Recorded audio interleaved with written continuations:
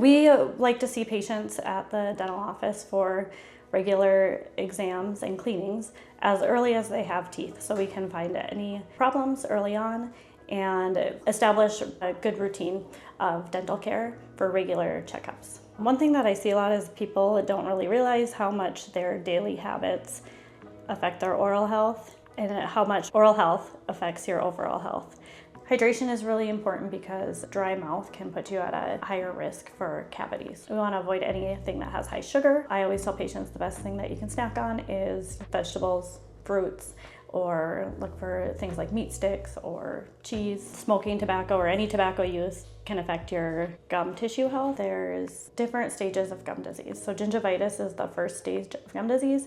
That's inflammation of the gum tissue. You might notice that your gums are bleeding when you're brushing. They're kind of red and they're puffy. Gingivitis is reversible, usually through having your teeth cleaned at the dentist and really working on your oral hygiene. But if it is allowed to progress and it isn't reversed at that stage, that's where it starts to affect the periodontal ligament and the bone that hold and support your teeth in your mouth. And once you lose that bone, you can't get it back. And somebody that has periodontal disease might notice that their teeth look longer, they may become loose, they may have bad breath. There's lots of factors that can contribute to periodontal disease and predispose somebody to periodontal disease. It can be genetics, tobacco use, alcohol use, your oral hygiene, your dental history, how often you go to the dentist. A lot of times people may see blood when they're brushing or flossing and they think it's because they did something wrong. More often than not, it's just kind of a sign that your gums are not healthy from lack of brushing or flossing, or maybe you need a dental cleaning. So if you're noticing blood when you're brushing or flossing, ask your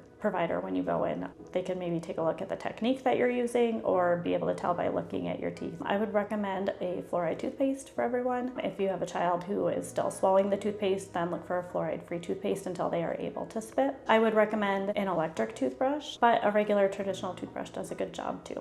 You should only brush your teeth with a soft or an extra soft bristled toothbrush. Aggressive brushing or using too hard of bristles can cause gum recession. That is irreversible. Everyone should be brushing their teeth at least twice a day and flossing once a day. Flossing doesn't have to be perfect, but as long as you're consistent with that, that's what matters. As far as mouth rinse goes, I would recommend a fluoride mouth rinse for anybody who is at higher risk for cavities. Some things that you do want to be careful of are the alcohol-based mouth rinses because they can actually dry out your gum tissues. It's really important for routine dental care so we can diagnose and catch problems early on when they are more treatable. The longer that people go or wait to come into the dentist, the chances increase that tooth decay has gotten so severe that it's not treatable or restorable. For your routine visits, we normally see people and we'll take some x-rays.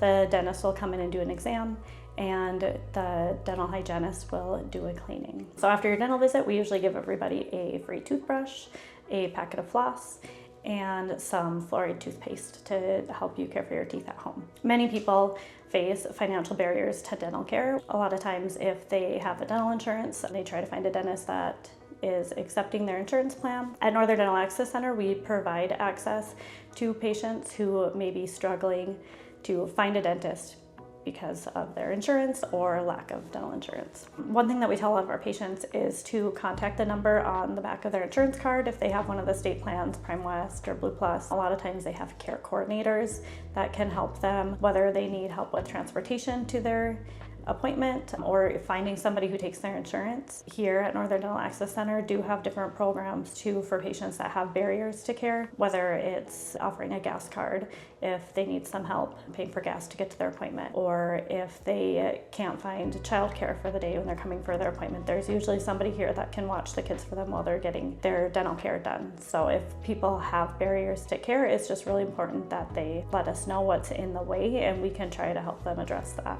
If you have a fear of the dentist or you are afraid of going to the dentist, it's really important when you do go in to let that provider know that you have a fear or you're anxious about your appointment so that they can make sure that they're explaining everything to you, that you get your questions answered, or just to help put you at ease during your appointment. I see a lot of people who come in and it's maybe been 10 years or longer since they've seen the dentist, and one of the main things is they're embarrassed. They're embarrassed that it's been so long since they've been seen, so they kind of put it off and they don't want to come in. And And I just want people to know that they don't need to be embarrassed about that. The most important thing is just coming in and getting in the office to get your dental work.